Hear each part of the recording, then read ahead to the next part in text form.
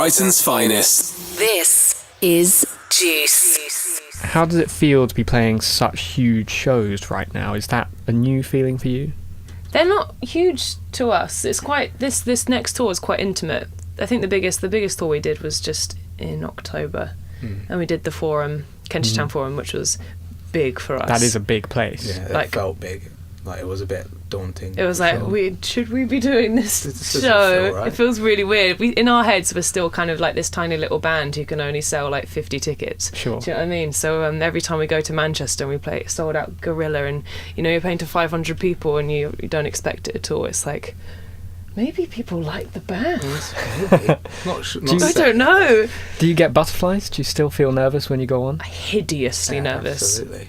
Wow, every time. You get all like woozy and you Yeah. have to have 2 glasses of red wine to go on stage because you never play drunk and you never play sober. Ah, okay. I'll remember that when I start a band. Yeah, very important. So You're Someone Else is out on the 16th of March, and it's, I suppose, the culmination of a journey that's lasted nearly 4 years for you now. Yeah. Is that a daunting thing? That it's what, 2 weeks now, and it'll all be out? Oh my goodness, it is really scary. I'm really excited for it to just be out, and I know that like we kind of see our trajectory as being more of a slow burner, which we're fine with. But I think hopefully this album coming out will kind of be like a new start for us, because it's kind of a bit weird because we've been around for so long. We're kind of stuck in this weird little area of we're not a new band anymore, but to everyone else we are. So I think when that record comes out, and if people like it, then maybe you'll be seeing our name more. Maybe. So to what extent is it a collection of kind of all of your songs that you just wanted to get out, and to what extent is it newer material that you just wrote in this last writing cycle, or reworks and stuff? How familiar is it going to sound to your fans? There is, I'd say it's kind of 50-50, so 50% stuff that's been released and we've like reimagined it, maybe even 40%, and then the rest is brand new material that, to be honest, I think there's a song called She which we wrote quite soon after Swim, so that's really old, and the rest we wrote a lot of it when we were in LA when we started recording the album. Just casually dropping in when we were in LA. I know. Yeah. So bad. So bad. And then then the final song we added was literally 2 weeks before the deadline for the album, which had already been pushed about 5 times, but a song called Wake Me Up, which we're going to play. Excellent. And so that was the last week of turning in the album, we wrote that. So it was really, really staggered. So thematically, the word millennial crops up in the literature about the band, and I guess you're both in your early 20s, like me. Yeah. What does that word mean to you?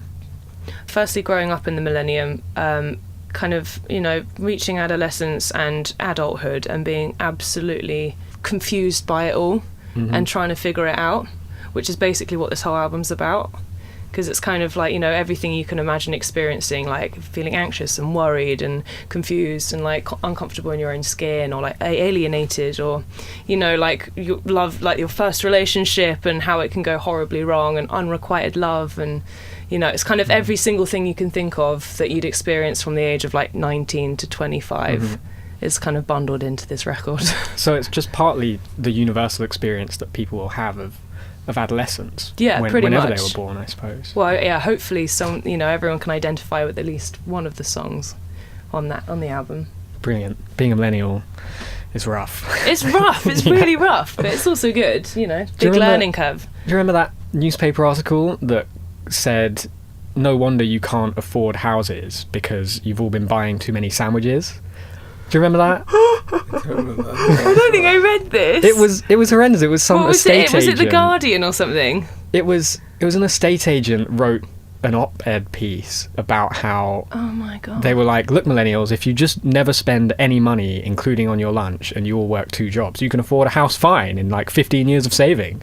Come on, guys, what are you being such babies about?" Oh, cool, yeah. Let's have a life that we don't enjoy just so we can get on the property ladder. Brilliant. I'd rather buy my Tesco meal deal. Thank you very much. This is Brighton's finest. bringing the artists closer to you. Juice. So dating as well is a big thing Yeah. in the album. What's your major experience of dating as a millennial? Kind of everything you can think of, really. it's just kind of, it can happen very quickly. You can fall head over heels very, very quickly because, you know, when it's very new, that's what happens, and it can bite you in the ass, and it's very easy to become manipulated by people because you always see the best in people. I think that's just my personality, that it's just like you always think that they're going to surprise you and they don't, and then it just kind of goes on and on and on in a vicious cycle, and you always think you're going to learn from each experience, and you kind of end up doing the same thing all the time until you meet someone who changes your whole perspective on dating. But I don't know, you've had a quite nice ride. Yeah, mine's been probably the complete opposite, fortunately for me. Harry's engaged to the girl that he's been dating for about 10 years. Whoa, congratulations. Thank you. That's really nice. Are you guys conventional daters, or do you like use apps and stuff, or are you all about meeting people, you know? I'm in a relationship now, friend? but everyone was kind of conventional apart. Well, no, Jack, who's also in the band, he's more of a uses the apps. Not so much anymore. No.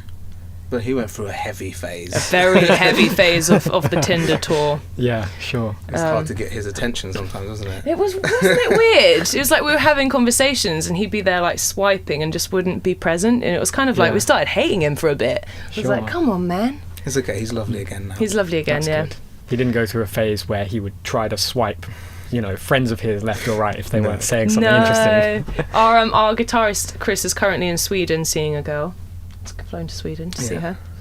Sounds like a band with healthy romance going. Yeah, we like to keep it. Yeah, we try. Cool. So you're going to be playing the Concorde 2 on the 19th of March. Yeah, baby. Which is pretty cool. Mm-hmm. You've been there before? Yeah. A couple of times. It's on my bucket list. Yeah. More than a couple times. So tell me about your live show. What's performance for you? You know, some bands use it as like catharsis to really get frustration out. Some bands just love being on stage, having a bit of a dance. What's it for you? It's a lot of energy, isn't it? We try to, because we're obviously a band making pop music, so it's like we want to portray that we are a real band and we can play, and we try to make it slightly impressive, I guess. We're also, because we've done things kind of the old school way and like the DIY way, which is kind of, you know, like what you'd expect from indie rock bands as opposed to pop acts. So we were touring by ourselves and touring up and down the country and doing all the festivals and like a family car and sleeping on our friends' floors for like 2 years. So, you know, I think we've kind of the fans and the fan base that we've got who come to our live shows they're quite engaged. So it's all about making everything come to life for them, which is really fun for us. But it's not kind of like I just get too nervous. I worry so much. There's so many elements to go wrong in our show because we like kind of overload ourselves with things to do, that it's kind of like the first 2 days of tour will be like pranging out with worry, and then, you know, as soon as you see the crowd starting to enjoy it, you kind of loosen up a little bit, and then afterwards you're like, that was great. And you have a drink, and then it kind of happens again the next day, and you get all nervous again, and you get worried, and am I going to be able to sing the next verse lyrics right, because they've gone out of my head for some reason. I've sung this song like 1,000,000 times. You just got to have your 2 glasses of wine. Exactly. That's why you've got to have the 2 glasses of wine, so it stops you overthinking so much. So if you could add one thing to your live show, and money's it could be like a spaceship come down onto stage, what would it be?